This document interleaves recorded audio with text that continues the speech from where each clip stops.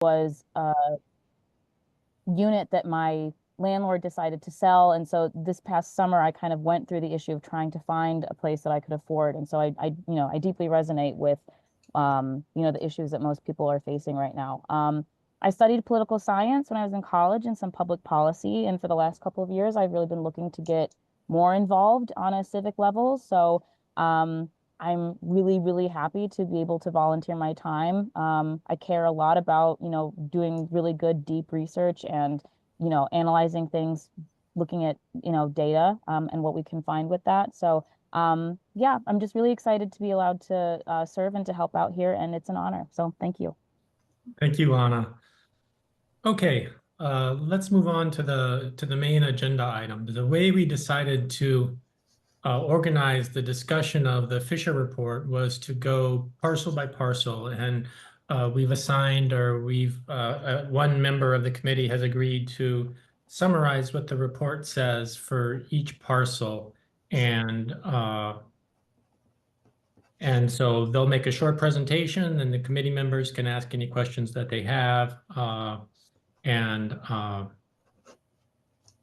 I'm going to say something I probably shouldn't. I would like to experiment with letting people who aren't on the committee at that point make comments, or should those all stay to the end? I'm not sure what the protocol is there, but we're working with especially Anula, who's on the town board, who has to participate in this. And so I don't really want to shut Anula out of the conversation until the very end. So let's at least let Anula intervene. And if other people want to raise their hands, we can see how that goes to make sure that that we're doing okay. Unfortunately, I don't have the order of I need two documents. Yeah, I can tell you, John, if you'd like. Okay, great. That's Or do perfect. we want to go in order of the report? Yes, that's better. Okay, yeah, that's what I was thinking too. All right, so it's not the order that we sent out, but the first site one is the municipal parking lot, which was my assignment, the Mountain View Municipal Parking Lot. So as we all know, it's centrally located in town and it's 2.5 acres. And the pros are it's within walking distance of stores and public transportation.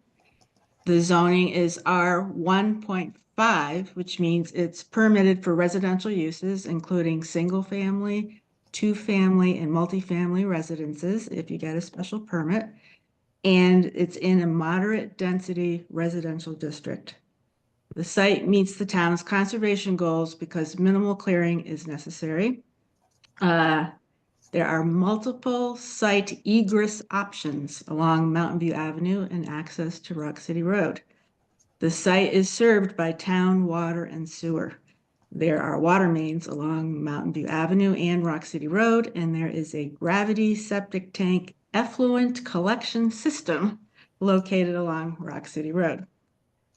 There are some further environmental screening tests to be done, but Fisher anticipates that in all cases, the impact is expected to be minor. And then the cons to this site, the town will need to consider how to thoughtfully design homes on 25% of the site, which is the zoning requirement, while also maintaining some of the parking. We'll have to figure out how to create the required amount of open space. Open space can include gardens, landscaped areas, and walkways. Parking is not included in open space. And potentially the farmer's market may need to be relocated. So Fisher concluded that this is an excellent site for affordable housing. Thank you, Catherine. Do you want to? Next one is. No, I think let's just have a quick discussion. You want a discussion? Okay, great. Yeah, let's start with your thoughts and your reactions to what Fisher said and what challenges it would present. Well, I've always kind of favored this site, so it was kind of affirming to hear that it's got most of the requirements for what we're looking for. Obviously, the parking is the biggest issue. So we're going to have to figure that out. John and I talked about maybe there's a separate task force for parking in the town. I mean, it's already a problem, even if we don't use up some of the space. Maybe it's something we need to consider jointly with using these lots. So that's the biggest hurdle in my opinion. If I could just share, and then we'll go around to everyone's thoughts, what happened during the site visit, because I was the one who took the Fisher person around. And first of all, his initial reaction, this is without any study, so take this all with a grain of salt, was that the housing itself would be off to the left as you came in the driveway. So we're not imagining filling the space up with housing by any stretch. He also thought that there would be a chance to incorporate the stream that's there into some sort of a park-like feature that would be nice for both the residents, but for the more general public using the area. And he thought there was ways to reorganize the parking so that you wouldn't lose as much as you think, and including perhaps using the road that I'm blanking on the name. Is it not Stanford, but The the road Mountain View Road the or road Rock City Road? no, the one behind it by the cemetery. That's the Mountain View Road. Mountain View Road, That's that the could have some diagonal parking or actually open up some parking on that road with some reorganization. So he understood that we had to be thoughtful about how to make up the parking, but I just wanted to underline that his reaction to it wasn't, this becomes a big site for apartment buildings, but rather that there would be some way of actually reconfiguring the site to make it more multi-use than it is now. So I'm just going to go around the screen to the committee members, and if you have anything you'd like to add, that'd be great. Rebecca? Yeah, sure. I had a question and wondered if you knew or could clarify the 25% figure. Was that like a maximum amount of the lot that you would be able to develop on, or do you know what that meant? That's what the zoning says now. Okay, so on max you would be Yeah. able to develop on Yes, 25%. exactly. Okay, got it. And there's Okay. a 50% open space requirement. Okay, gotcha. All right, sounds good. Yeah, that was my only question. Yeah, sounds promising, but yeah, I think, and that's great to maybe get creative on how we can retain some parking there or as much as possible. I think that would make it a popular choice for sure. Mhm. That's all I had. Gregory, and I'm sorry, we're first meeting. Do you go by Greg or Gregory? Gregory, yes. Okay. Gregory, do you really have any thoughts? I don't have much to add, but I've always thought of that parking lot being very inefficient because it's got a big open area in the middle. So I think somebody put a note in that there's parking's being looked at. But I think the parking can be also redesigned to accommodate the same amount of spots in a smaller space, just anecdotally. Sabina? Yeah, I would only, because I looked at the other lots, so there'll be somewhat similar report. But the thing that you haven't mentioned is the farmer's market. And I know in the Andy Lee Field redesign, one of the things they've talked about is moving the market there. But as somebody who uses the market, I will tell you, a lot of the time I can't even park in that lot because it's so popular on Wednesdays in the summer. So I just think that's another consideration. And the other thing I wondered about both these lots, and also the Lower Como lot, which is to me another parking lot for the town that doesn't seem to get used that much right near Village Apothecary, is how many cars do they hold? And how much parking are we actually talking about? So maybe Complete Streets can make that as part of their work. Good idea. Thanks. Anna? I think, besides the point that Sabina just brought up, I would think that, Catherine, you said that on that property, it's listed as multifamily units would be allowed by special permit only, right? Correct, yep. And so I think like the question is too, if as the Fisher consultants were saying that it would mostly be on the left side of the property, what kind of development would we be looking at? And if it's connected to the town sewage system, I guess my question would just be, what kind of impact would that have? Because I imagine we'd probably want to do a multifamily structure, not necessarily, but I would imagine so. And what kind of impact that might have. Not to say that it would be a bad thing, but just something that I would think about. That's going to be part of the stage 2 discussion. So if we choose this lot to proceed, or if the town chooses this lot to proceed with, then it'll get a lot more, study. And I just wanted to emphasize that put it off to the left was just a gut reaction walking onto it for 10 minutes. So there's, you shouldn't write that down too Right. much. I'll have Deborah and then Anula. Right. Oh, yeah. Okay. I'm not muted. Hi. And welcome new members. Really interesting to think about this site, and kind of imagining, which is kind of what I like to do when I look at a space and think about it from the planning perspective, what it could actually accommodate.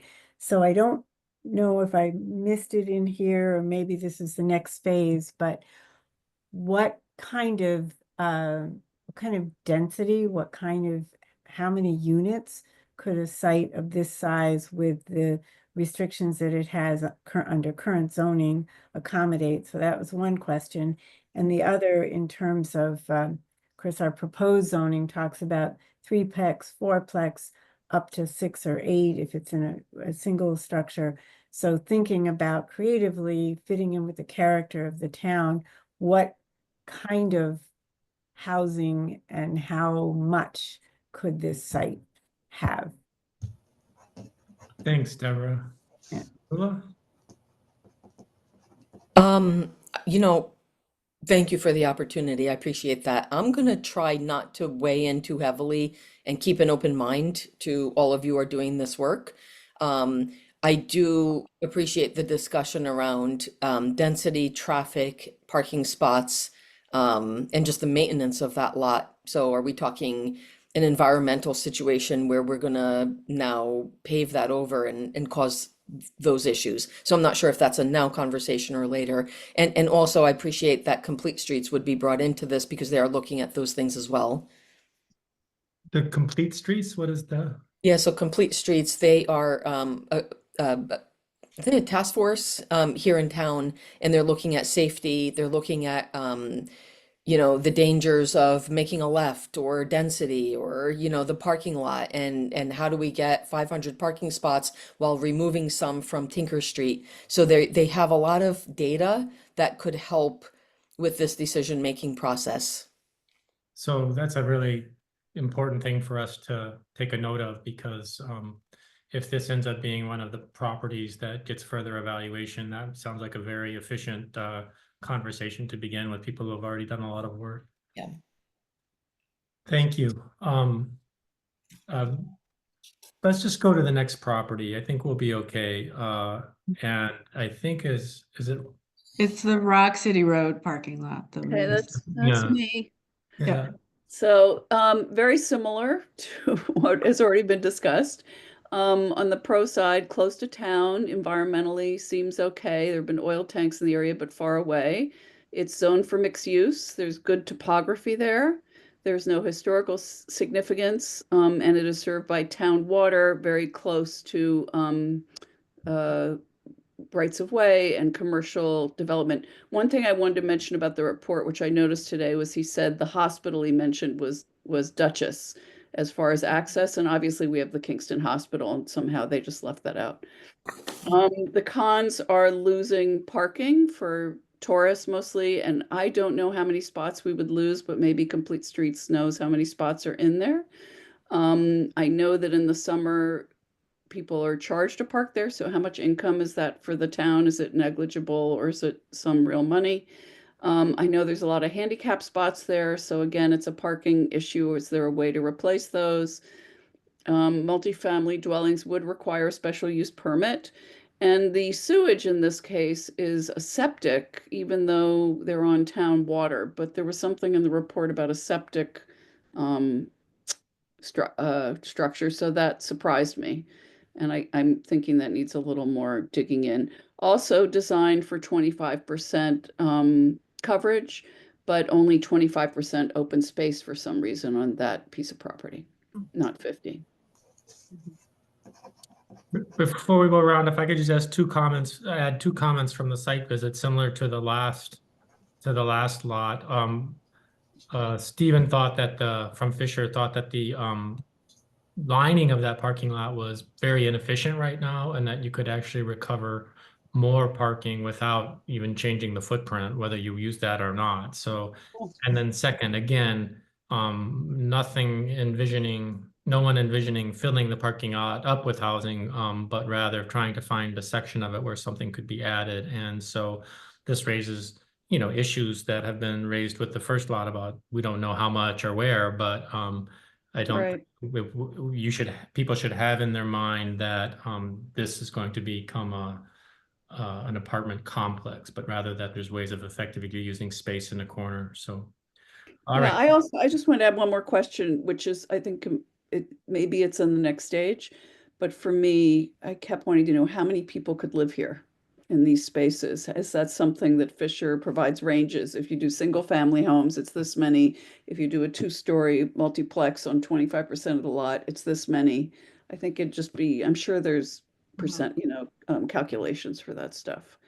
That, I believe that's in the third stage report. So Okay. once we get it narrowed down to Okay. 1, 2 properties, then Yeah. they'll start envisioning. Yeah. What I could put Housing. Sabrina saying is maybe we could get some thumbnail sketches, like if you used a quarter of the lot and had a particular set of kinds of buildings, can you give us, because the choice of the properties might depend in part on having some sense. Is this 6, is it 12, is it, 18? It's certainly not Woodstock Commons, but Right. but we should make a note to, when we meet with them, to see what kind at this very early stage to help guide stage 1 decision, what kind of guidance might they provide about how many units could fit in these constraints. All right, so Deborah, any questions or additions? We're just going to go around the table like we just. Yeah, so I guess I find both of these parking lots interesting. And I think in some ways this one isn't utilized well as a parking lot to begin with. I think that, it's so I'd be curious, particularly if there could be an area identified in the space that could be used for housing. And again, kind of the same question of how many units could it accommodate? How many people would it house? I love the idea of having things that are within the walkable center of the village. I think that, just in terms of pluses. So I just would be interested to know those kinds of things. And I'm curious about the septic versus sewage hooked into the wastewater system, because it is right in town. I'd like to know more about that. Thanks. Anna? I guess one of the primary things that I'm just thinking about right now for this property, given that it's so close to the Colony building, there was that conversation over the summer about the sound ordinance. And so, not to say that the building would be on any one particular part of the parcel, but if it were, pretty close to the business, I would just want to make sure that that wouldn't necessarily be an issue with the business owners, or at least that was taken into consideration a little bit. That's not to say, again, that the parcel shouldn't be used or we shouldn't look at it to move forward, but just as a thing to consider in having the discussion, that's all. Thanks. Rebecca? Yeah, that was a great one, the noise considerations. The only other thought I have, and I think it applies to the other one, I know we're talking about, keeping as much parking as possible, is just, I'm curious, like if it's a larger 4-plex or even 8-plex. I mean, I'm assuming that some parking needs to be reserved for those units, and I'm curious or is it just sort of like free for all and I mean, there has to be, I know, some set aside for those units, but I guess I'm curious just to make sure that the units will have some set aside for them, and then we have others left for the town. So again, that'll probably be later down the road if we pursue this, but I think that was my only other thought aside from the noise considerations. Thanks. Catherine? I don't have anything to add. Okay. I think it's worth looking at this parcel. It's not as desirable as the Mountain View one, in my opinion, but I could be persuaded otherwise. So Bennett has joined us and Anula's here. Bennett, we're going through one by one through the report, and we've done the first parking lot. We're on the second parking lot, and we're giving, we'd like for to hear from any questions that the town board might have at this stage about these that we could discuss with Fisher to help provide any information we need to choose parcels for the next round. So Bennett, maybe you could go first this time. If you have any questions or thoughts about these you'd want to share at this time. If not, that's okay. So the only question that I would have is, I think we want to ask somebody at the water sewer about capacity.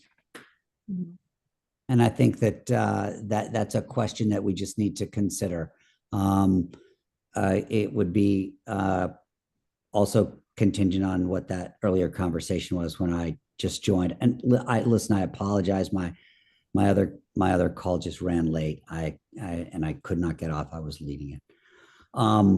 Is that what the consideration is for the number of units or the people that the households that would be served, which would also then figure into capacity. That's my question with both 1 and 2. Great. John, can I ask one more question? It occurs to me it's worth finding out whether the colony side lot, whether that could be connected to town sewage to solve the septic problem. Just a question. But I hard think for if we them to choose find. the site, these are all the studies that they're going to do in Yeah, the right. stage. So Okay, they're going to do a very thorough evaluation of the impact, okay. environment, and the water and sewer systems. But we have to ask them as many questions as we can now. I agree. Yeah. So, and some they might not be able to answer until the second stage, but Anula, did you have any further questions that haven't been raised? Same concern, really, the traffic. So that area would be very challenging with traffic. In this case, a little bit reverse, if I understood about the noise, what I would be thinking about, what we might consider is the residents having the right to have a quiet evening, quiet Sunday morning. And so the number of calls that might go into our police department, and they'd have to respond to that. And additionally, just what is that loss of revenue regarding the parking spaces there? Yes, that's a good point. Any further questions from the committee? They're all set? Okay, I'm a little behind here. What's the next one Is the water treatment, water treatment, and who had that one? I believe Rebecca? that's me. Yeah. All right. So this is the property of 212 going on to Route 30. In total, it's a little over 27 acres. It does include the water treatment plant. It's largely undeveloped, wooded site, walking trails, and public access to a swimming hole there. As far as the terrain goes, it contains some steep grade changes and rock outcroppings, which could make construction difficult. It is located very close to town, less than 2 miles, but it does not have any, apparently doesn't have any direct access via public transportation, but about 1.5 miles from Sunflower. It has a lot of environmentally sensitive issues. Zoning wise, it's actually R8, which is going to limit it to only single or two-family homes, two-family structures only. There are wetlands there.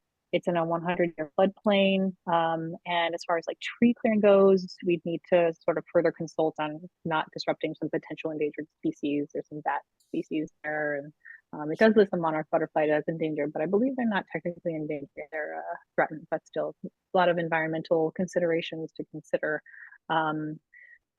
It does not have access to water, so you would need wells for that.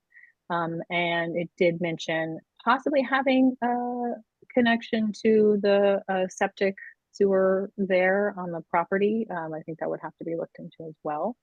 But yeah, pros include, being close to town, even though it's not on public transportation, it's still nice and conveniently close to town. It is a very large site with a lot of road frontage on 2 major roads. But some of the cons obviously include that restrictive zoning with just really a preference seems to be for minimal development in that area. There's a some open space requirements, and just the general topography seems to be pretty challenging. You know, I mentioned the wetlands and the floodplains, and possibly, or it seems to be in an aquifer protection zone. So we would just need to, you know, if we were to pursue it, there would just be some additional screening and possibly permitting to pursue that. Adjacent to the wastewater treatment facility, so probably not a very ideal or a desirable place to be necessarily. And as mentioned, the no access to the town water. So definitely a lot of challenges and sensitive area for this one. So you know, those are the summaries for that one. Thank you, Rebecca. So I'll keep mixing up the order here. Anna, do you want to go first? Sure. So I guess just looking over it myself, I think my only question is, you know, I think as Rebecca mentioned, it being so adjacent to the wastewater plant, I'm not super fond of, but it did say that the WWTP solar panel installation project is nearby. And I guess I'm just curious, you know, if there would be any ability to kind of use any of the energy that that produces. But again, I don't know if that would be like a stage 2 or anything, but just a question.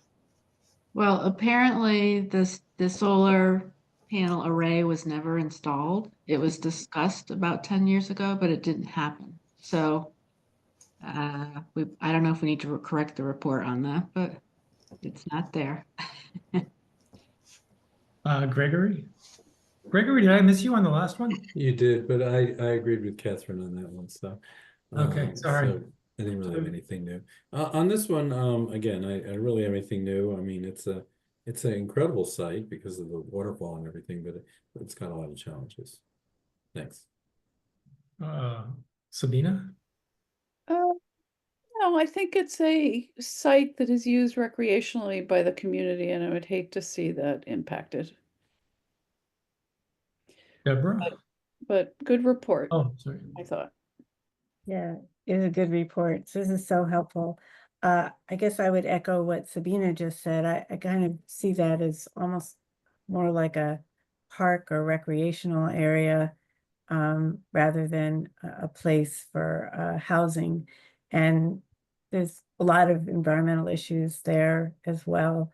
It isn't on the initially it seems like, oh, it ought to be great. There's so much acreage, but it really has a lot of limitations. So I'm wondering how far we could actually go with this, and then also how this would fit in with the community, including the community, the housing that would go there. Definitely not a lot of bang for your buck with only the 1 or 2 family units max for that. Yeah. Catherine, did you want to raise any questions or comments on this one? Well, I think this is something that the Housing Committee had looked at with a lot of hope. I guess it was 2 years ago, probably. But looking at that report, I'm like, this is not going to work. There are just too many issues with that property. And I think we should just leave it be. So my reaction was that I think what we should be thinking about is how many of the parking lots, 0, 1, or 2, might go forward for the next stage, and which one of the more rural lots farther from town might be the best candidate for a kind of different kind of thing. And we haven't discussed the other 2, but this one sure has a lot of weaknesses that Rebecca has described and others have added to. Anula and Bennett. Anula? Nothing to add. Bennett? Yeah, nothing to add there. Thanks. All right, I think Gregory is the person in charge of presenting the next one, which has a really dumb, not dumb, but an incomprehensible name to me, but I call it the one that's sort of across from Stewart. So if you go down the turn, if you're coming, well, Gregory, you take it over and Yeah, tell. so I like to call a Lower Xena site, so this site is 31 acres and it's on the lower part of Xena Road, just before Route 28, but it's very rural because it's kind of hidden, kind of a dead end road. This is R5 zoning, which says in the report, single family, 2 family. No town water, no sewer. And the site itself, the pros are it's adjacent to Bluestone Wild Forest, the Shoking Fishing Area, and you know, Onteora. You know, it's great in terms of the trail system. And really the site being adjacent to that, it's easy to add a trail from pretty much Xena Road through the site down to those other hiking trails. Lots of cons based on the report, heavily wooded. The site is very rocky. The first about 15 acres is fairly flat, but then there's a ridge and it drops off, and there's some pond areas down there, wetlands. It's sensitive in terms of conserving wildlife, and there's several industrial facilities within 2 miles of the site, including a solid waste landfill, petroleum storage, brownfield remediation. So that's got to be looked at if that site's going to be considered. What else? Talked about zoning. Just from anecdotally, because I'm on Xena Road close to the site. The thing about transportation is pretty good actually, because the Z bus can stop on demand on request at Route 28 in Xena. So it's only about a 5-minute walk to the site. And essentials can be picked up at Stewart's right there too. So and the Z bus, in case you don't, I'm sure you all know, goes all the way to Hannaford's to the east in Kingston, and also Pine Hill through the village of Woodstock. So I think I covered most of the comments, but open to questions. Thank you. Rebecca, do you have questions or comments? Yeah, thanks for the anecdotal evidence and for mentioning that you can get to that corner. There's not a lot of shoulder on that road, though, if you were to walk it, is there? I mean, might not be a pleasant walk, but still, you know, pretty close if you didn't want to walk. So, and then looking at it, is there, I guess there's enough road frontage or like an easement or something, or there's like a single access into it, and that would be from Xena? So, do you want to answer this, Gregory? Yes. So if you really look at the site, Mm-hmm. the corner of the site really is on Xena. So the thing is, if that corner can be opened up a little bit, you have a good turning radius, but it needs to get opened up a little bit. And the entrance would have to be on that end of the site. And that's where like the 15 acres of possibly Yes. more flat land Yeah. is. Okay. Yes. Okay. Good to know. All right. Yeah. Thanks for that report. Sabina? Yeah, I feel a little like a party pooper here, but it's just so far from town. For me, it's not part of the community, even though it's within the boundaries of what we know as Woodstock. It doesn't feel welcoming to me. It's a little because it's so far out. It's a really touchy-feely way to look at it, but I think that's what the community will say. Thanks, Anna. I think looking at this property, you know, as Gregory mentioned, my biggest concern would be the proximity to the Brownwater facility. You know, that just personally would probably be my biggest concern, besides the fact of the distance to town. Deborah? Yeah, I guess I would have two things pop out for me. The transportation is probably the one positive, that there is some way of connecting it, albeit maybe inadequate, but that is a possibility. It does seem remote when we think about housing as kind of being putting affordable housing over there, like not really integrating it more into the community, which is one of the things I'm hoping that we can find the balance for that. So that's a concern. And then the environmental proximity to some the brownfield site and the bulk storage is concerning to me for any housing that would go nearby.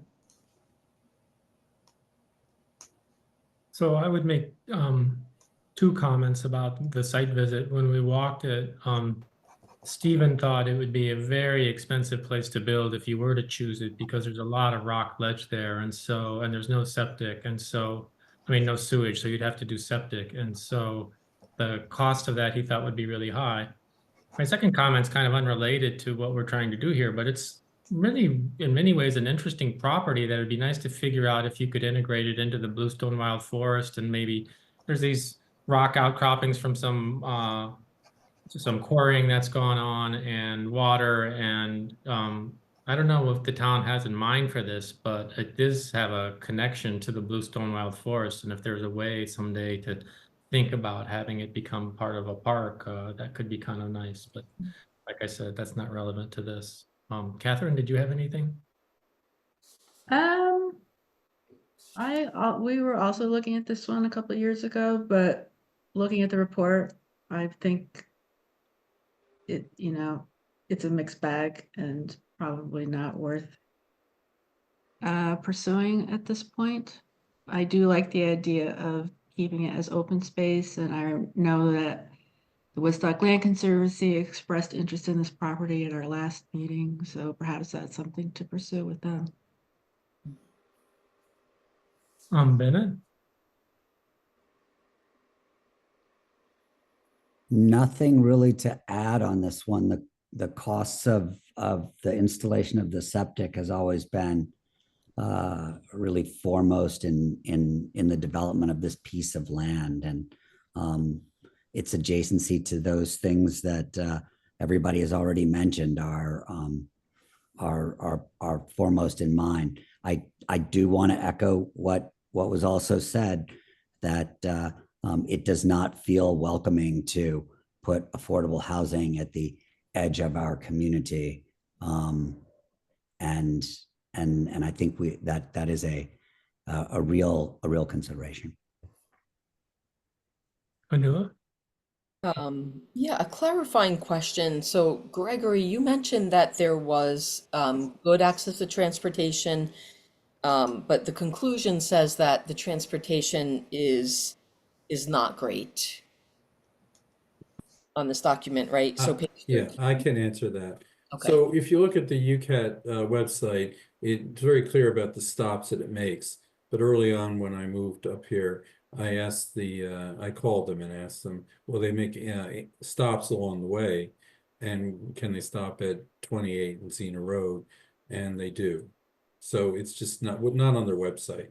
So, but they can make the stop there. So we're saying that this site gives people the freedom to go to Kingston, to go shopping, come back. Yes. Okay, thank you. And just one comment though that Rebecca brought up is it is a tight shoulder there. It's a short walk from the site, but it's tight shoulder there. So it's a good point, Rebecca. Thank you. Any other committee members that I missed? Okay, we have one to go. Anna, was this yours? It was, yes. So, the fifth location was the Xena Highwoods Road property. This property is zoned as a residential 3 with 2 wooded parcels containing 11.06 acres. Both single family, they said detached and semi-detached, and 2 family dwellings are permitted for residential use on the property, but multifamily dwellings would be allowed by special permit only. The minimum amount of undeveloped space on the property must be at least 70%. They said there was a maximum of 10% provided to any developed structures on the property. The site review said that the northern half of the property is listed as relatively flat, and that the southern half has at maximum 25% slope in some areas with what are described as rocky outcroppings. Based on the site review, the parcels have limited environmental barriers to development outside of a large amount of required tree and vegetation clearing. But given that the property is home to several proposed endangered, and proposed threatened species, which are, they specified namely several bat species and the monarch butterfly, which, as Rebecca mentioned earlier, I'm pretty sure that one is listed as a proposed threatened. That would really need to be taken seriously. There is a large percentage of undeveloped space that's required for the property, but Fisher said that a consultation with the New York Natural Heritage Program would still probably be necessary.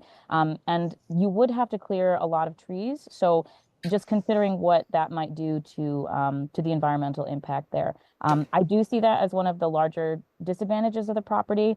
The other larger disadvantages I see being a lack of access to public amenities, despite easy access to town highways and its high road frontage. But the largest disadvantage, I think, is that although you have single and two-family dwellings allowed, given the slope and what they said were rocky outcroppings, I do think there's a concern about how many units or dwellings could be built on the site. Interestingly enough, the review said that they kind of felt like the rocky outcroppings in this case could be an advantage as like a separation of units. But if we were really looking at like multifamily, I think that would be something to take into consideration. It's not listed as containing wetlands, so that's a plus. But it would require on-site sewage disposal and groundwater wells, which would be pretty costly if it was developed further. It's also adjacent to a parcel that contains the Xena Recreation Park at 714 Xena Highwoods Road, but that does require a membership fee, which is honestly pretty high. So that's not a public amenity. Thanks, Anna. Comments, Sabina? Sorry, muted. No, for me, this is very similar to the last one. I know this area well. My chiropractor lives on Lauren Court, so it's a very residential, rural area. And again, it feels kind of isolated from the community. So that's all I got. Gregory? Well, my comment on that, I did look at the site, and it is a beautiful site.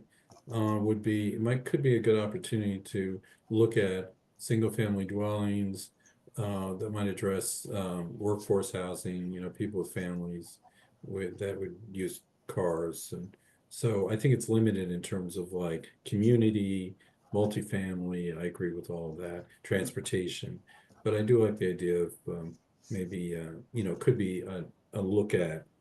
Could we do affordable single family or on a part of the parcel? Rebecca?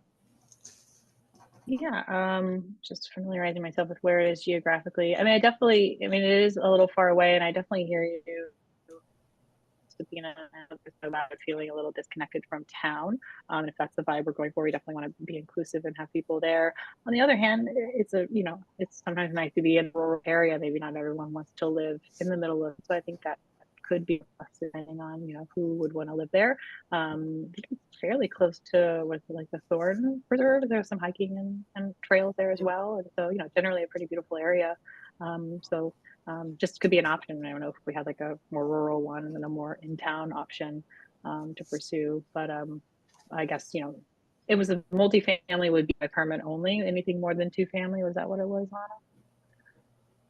Okay. That's what they So all are. they did say that multifamily would need special permit. Yeah. Okay. Yeah. Well, that's all. I think that's all I had. Thanks. Deborah? So a couple of things. Yeah, it's an interesting site. I think there would be high costs for developing, again, because of the bedrock, and I think this is also the one that has the slope areas of high slope.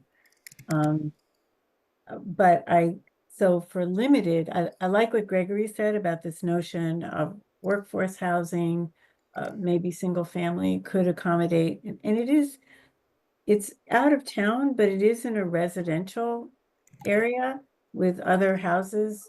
So there is a sense of connectivity there. So that I wouldn't rule it out on those on that score. I would just think about cost of developing, and then it would be a limited amount of development because of the site constraints. Catherine? So beginning of the housing committee, I believe, which might have been 5 or 6 years ago, one of the members of the committee went to that site and did his own investigation and determined that it was too rocky to build on. So it was very interesting to read Fisher's report, and they identified that, I believe they said, I can't remember now how many acres, but a fairly significant portion of one of the sites had been farmland previously. So maybe it was rocky, but if they had a farm there, maybe there's portions that aren't. So, and I had spoken with Gregory earlier today about what we were going to talk about tonight. And when Habitat came to our community meeting last year, they were saying they would love to come to Woodstock, but they need the land.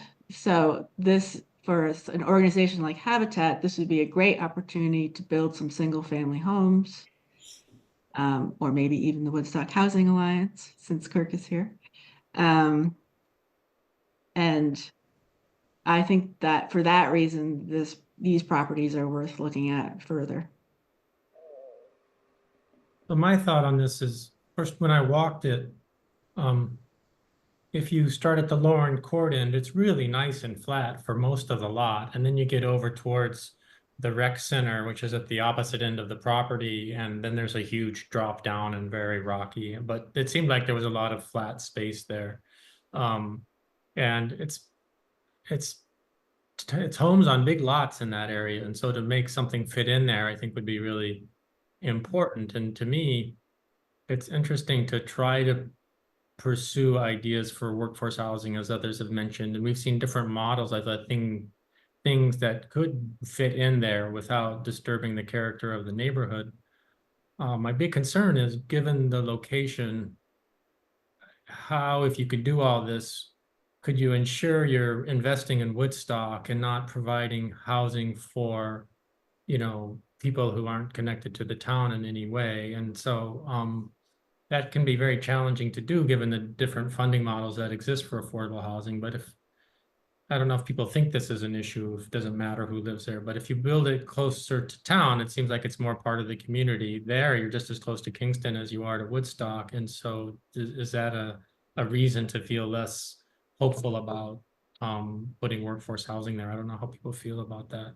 But I would love it if you were considering it, if you could figure out a financial model that would allow you to let school teachers or town employees or people like that have first access, and think about creative things besides rental. There's, ways of creating deed restricted ownership and things like that make it affordable perpetually. And so it'd be fun to explore the options, but I don't know how people feel about doing something at all that's so far from the town center. I just want to say that I have changed my mind since listening to everybody. I love the Habitat for Humanity idea. I love what Gregory said and others, and I think it's worth exploration. And maybe it's talking to Fisher, but also to Habitat about what their restrictions are in terms of who they give their houses to or who they give housing to. But I think it's really worth exploring for that.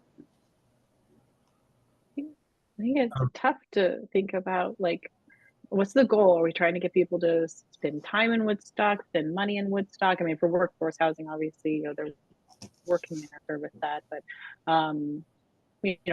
obviously, people in Stockton go to Kingston for some things and go all around. We just need different options. So I guess, it's kind of interesting to think about what is our goal there, as far as why it should be close to town and who we're servicing. I don't really have any answers now, and I know, obviously we can't really discriminate based on that, even if it is a good trait that we're trying to discriminate against, if you will. But yeah, it's just interesting to think about what our goals are as far as affordable housing in Woodstock and how we are serving the people in there. So again, no answers there, just thinking out loud.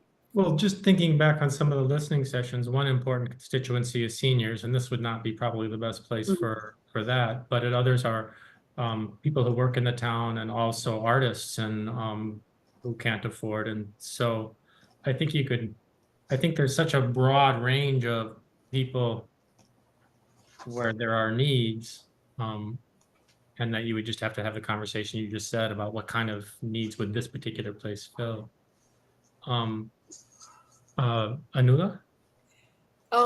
So really great discussion. I don't really have anything to add to this property. I guess as I was listening to everybody, what kind of crossed my mind is that if we're thinking about people who are in an affordable development, housing complex or, a development, right? What is most important to people? Is it really, will they be walking into town to purchase stuff in shops? Or will they need to get to their doctors, to Hannaford, to, Walmart? So it kind of, I could see this both ways,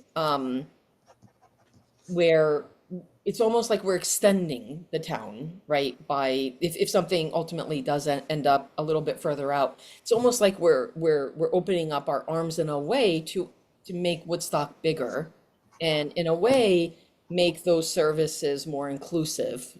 I know people at Rupco are desperate to get to Kingston, and there's nothing in place for them. They just can't, and they can't afford paying somebody to just drive them. And so they're at a very significant advantage there. So I just wanted to put that out here. Thank you. Bennett?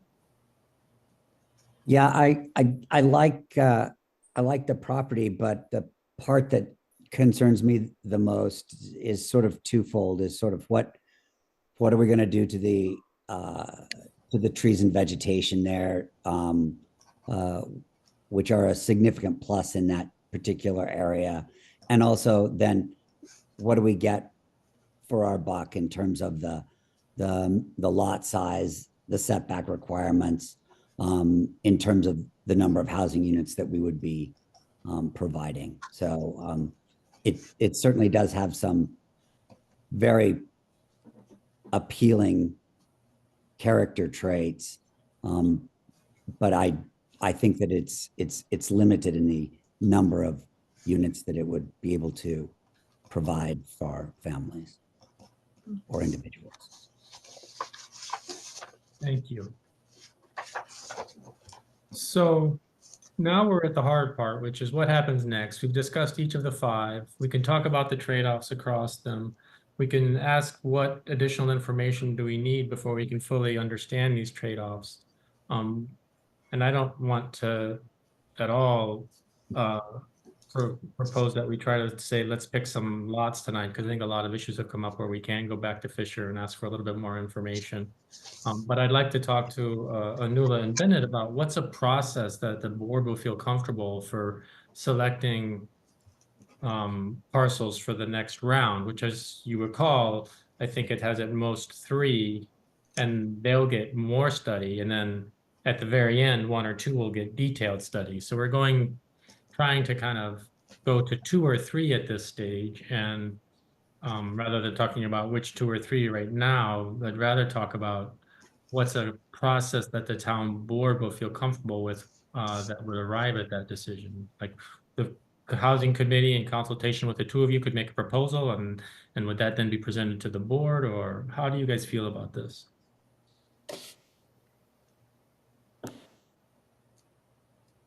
Bennett, you want to go? No, go right ahead. All right. So I think that you should make that presentation and think about how to summarize this across. I know you just went through this in great detail, but maybe think a little bit about how to present this to the remainder of the town board, with the pros, the cons. I think that would be the responsibility of the housing, of your team. You've done the hard work, and then just come and present. I think that's going to be really important, and it's going to be a process that is transparent. People will hear, people will have a chance to comment on that if they so choose. So I would like to encourage that as a next step. Your thoughts, Bennett? Yeah, I want to echo a couple of things that Anula said, which is this really is and should be the housing committee. And we appreciate the inclusion that you have offered to 2 of us. But you should definitely make either a modified presentation or one very similar to this. I think that you should also have a specific call out that you want to do this public presentation, not just to the town board. Don't wall what you have done off just into the town board. Say that you want to present this in some way, shape, or form to the public. Decide what that is, and then go forward with that. I think that sooner or later, people are going to want to get behind a site or multiple sites, but make it very transparent and communicate very broadly in your first brush, letting people know at the town board meeting that you are going to talk to the public. So just one follow-up question. Are you proposing that public presentation and discussion be separate from a town board meeting or as part of a town board meeting? I don't think that it should be part of the town board meeting. I think that it should be apart from the town board meeting. I would prefer for the public to feel like they were having their meeting, not just that they come to the town board's meeting. Okay. That's just the way I am. Do you have any reactions to that, Anula? I support that. I think it's a good idea. I think it's a way to include the public early on, and things can be raised that we might not be thinking about. So absolutely. I'm just raising a little bit of a flag because if we're going to keep to the schedule, we hired Fisher for a year and they've given us until the end of March to get back to them on the next 2 to 3 sites that we'd like to focus on.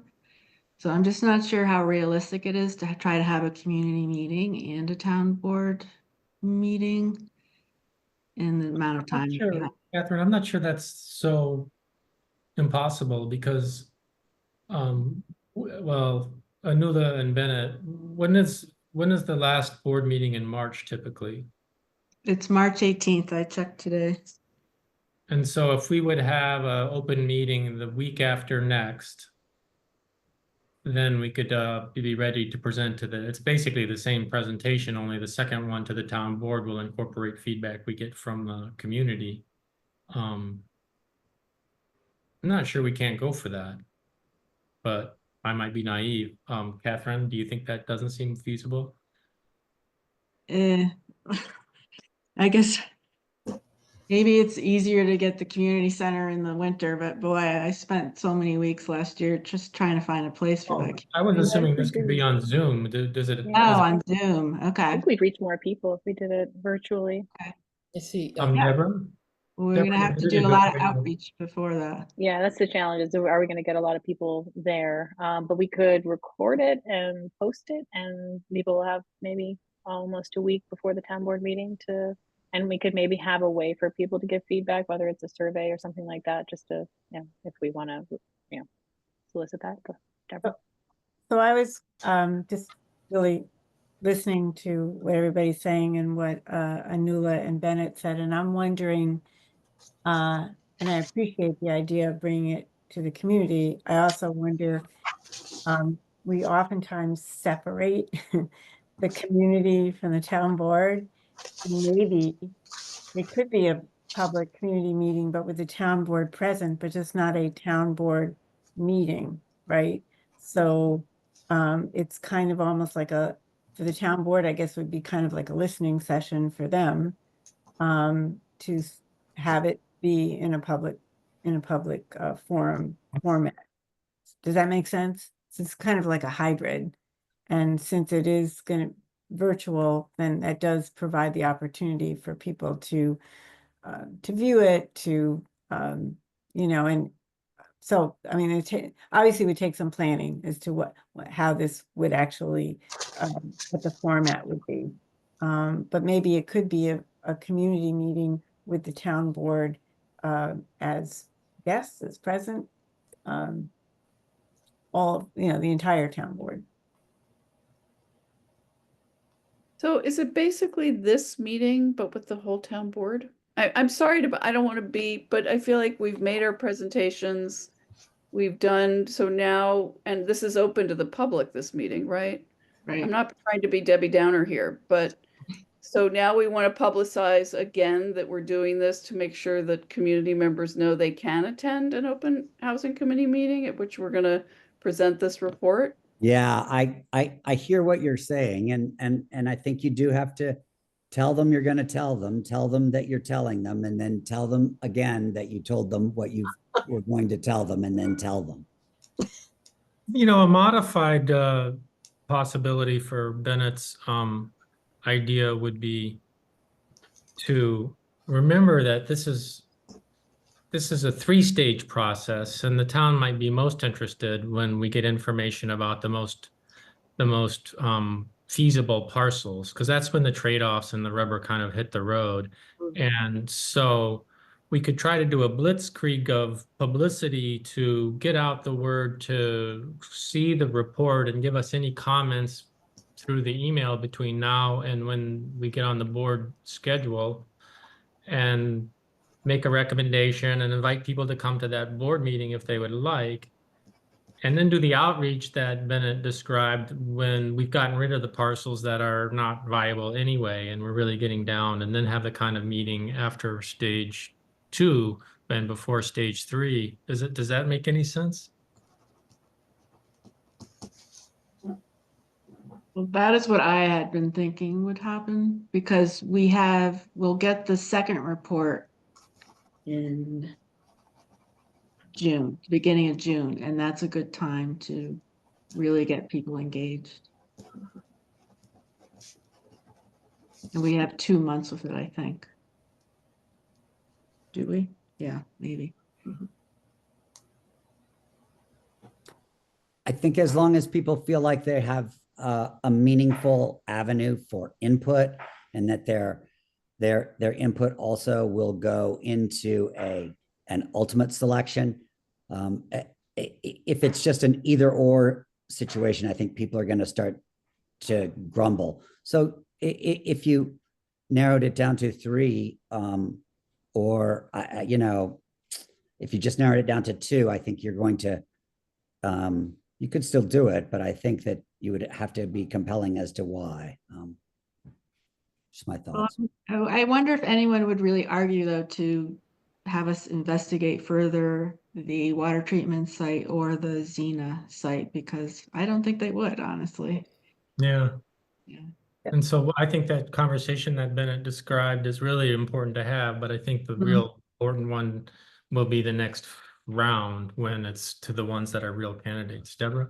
Yeah, so I understand, I can kind of envision this whole thing, and of course, having lived here so long, and how important it is the community have a voice and an input.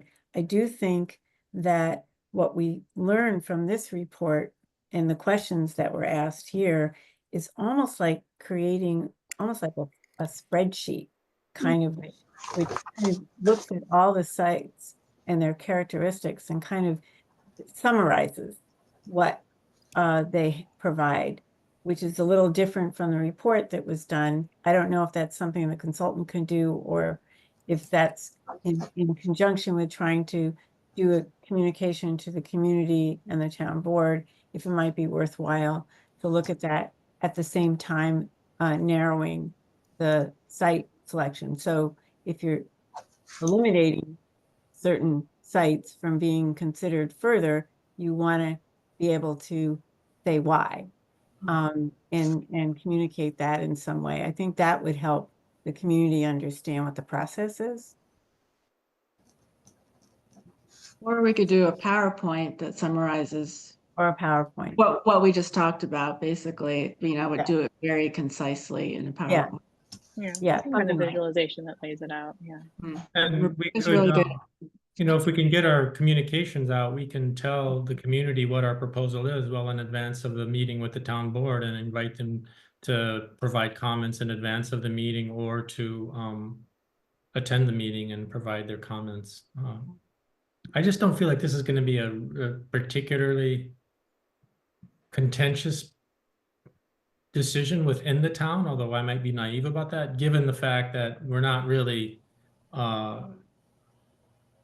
making a difficult choice right now. We're just going to eliminate 2 that seem unfeasible, and then let the deeper investigation go, and then the real important conversations begin.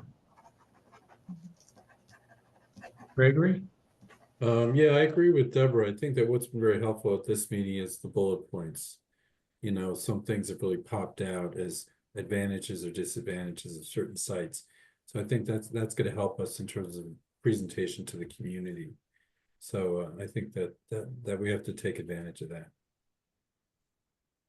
Like for instance, the talk about why that Xena Road property doesn't work. You know, it's too fringe, sending the wrong message in terms of putting the affordable housing on the outskirts of town, and you know, difficulty around transportation and brownfields. You know, those bullet points are what people are going to hear. You know, thank you. That's me. Okay, so we need, I think that we should, I propose that we postpone this big community meeting that's so important till after we have more information about the most viable sites, which will be after round 2, and that we try to come up with a proposal that's well summarized and that can be presented to the town board well in advance of the March 18th meeting, so that we can circulate it among the community and the town board members in advance, and then have that be the vehicle by which people can respond at this stage, and by which they can engage the process if they want. Does that make sense? I agree. And so we need a process for, you know, maybe we're ready to make it now. Should we say that we would like to forward the 3 that seem viable, the 2 parking lots in Xena Highwoods, and that the other 2 are unfeasible, and build a report around that? Yes. And we have a good note taker tonight who can help us start writing up the summary of the disadvantages of the 2 that we want to propose, and the trade-offs of the 3 that we want, the 2 that we want to delete, and the trade-offs of the ones that we want to keep for further study. And we can turn that into a report, and one that's summarized, and we can have the communications committee really get the word out as best they can. That is this thing posted now on the town website, this report? We were going to post It is not, because I wanted to talk to the committee about how we're doing this. So if everyone agrees, I will ask Melanie to post it on the town website. I mean, I think it would be nice if our communication to the community could have a link where they could see this report for themselves. That's true. Where would it be posted on the site? Is it like one of the ones where it's like front page, or would it be under this meeting? We could ask for whatever we think is best. Be under housing committee, and we could Yeah. send it to our email list. Exactly. And link it up. And, you know, And do we want to do social media? sure. Sure. Yeah, absolutely. Okay. So how about if Rebecca and Sabina and Deborah and Anna work on getting the word out, and Gregory and Catherine and I work on writing a first draft of a report or PowerPoint of some sort? Does that Okay. seem good? Yeah. And does someone want to be in charge of the communications part of this, just as coordinating device here? So I mean, I someone be can- in charge of sending the emails to get the process going? And Yeah. Karen, would you like to So be? definitely Yeah, something I can do, considering I've got to.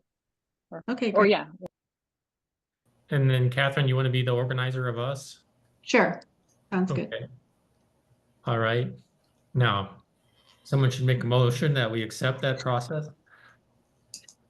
I'm joking. Yeah. I move. I second. All right, so the outreach for stage 1 report, I think, is the next item on the agenda, and we've already Mhm. covered it, right? And so I feel like the one thing I would say about the outreach is that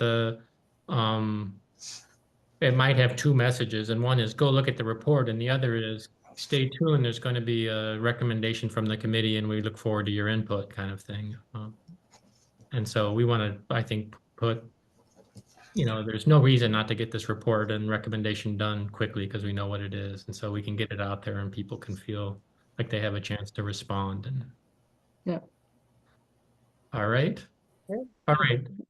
With So- the town board on the town board meetings on the 18th, where we would present this, we'd want to have all the materials out, you know, at least a week in advance, right?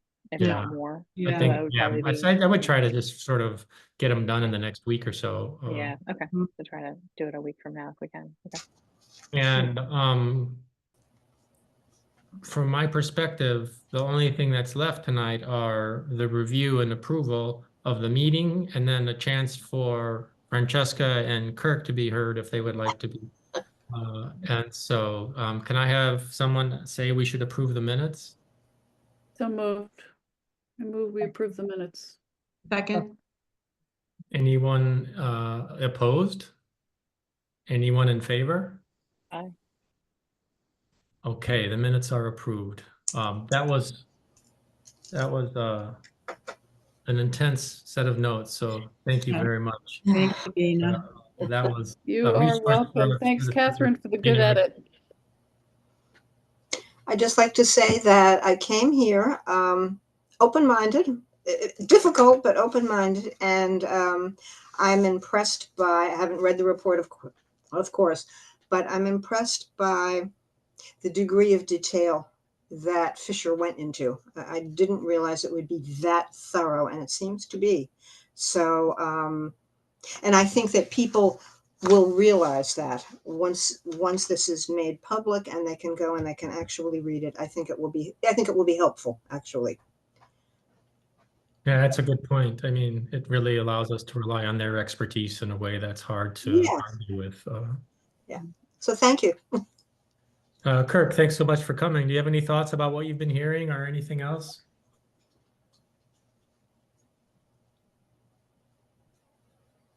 Oh, you're muted, Kirk.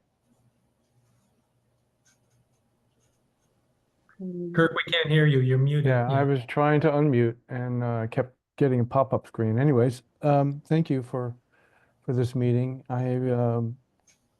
It's a pleasure to see this committee be functional as functional as it is, being a member of the committee for 4 years from its early stages.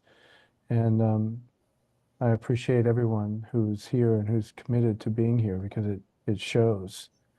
And I thank you each for that. It's an important role that you are playing. And, you know, that's all I really have to say is that thank you for, and we as an organization will be participating in your meetings throughout it going forward. We've just been absent for some time, just collecting ourselves. But I'm here on behalf of Woodstock Housing Alliance, and so just thank you. Thank you for your thoroughness and the process going forward, and the facilitation of this meeting has been a pleasure to witness. I appreciate it. Thanks, Kirk. And just one thing, I would add, and I know I speak for the whole committee here, is we're trying to create synergies and communication and cooperation wherever possible here, and to have that with the Alliance would be great. And so it's really important to us that if you see places where we can interact or cooperate, or things that we might be doing that we're missing or have ideas, we would be very grateful for because we know you've thought a lot about the issues that we're dealing with.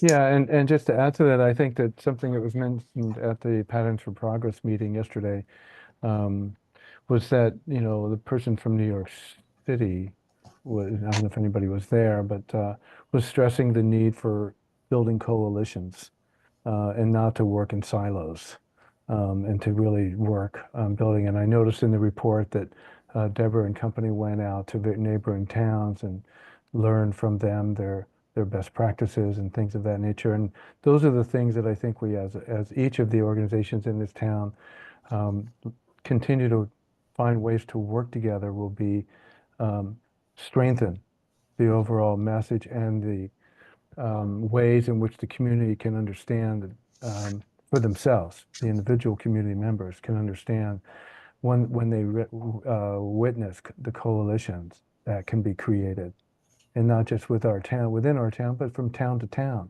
and with the county. And there's just so many organizations, as your last meeting pointed out, with Stephen being, presenting to you, and Woodstock Land Conservancy being a major organization. So, and also just wanted to say that, as well as I, that your revenue I mean, not your revenue, but the currency of which you operate is your recommendations. And the greater and strength of your recommendations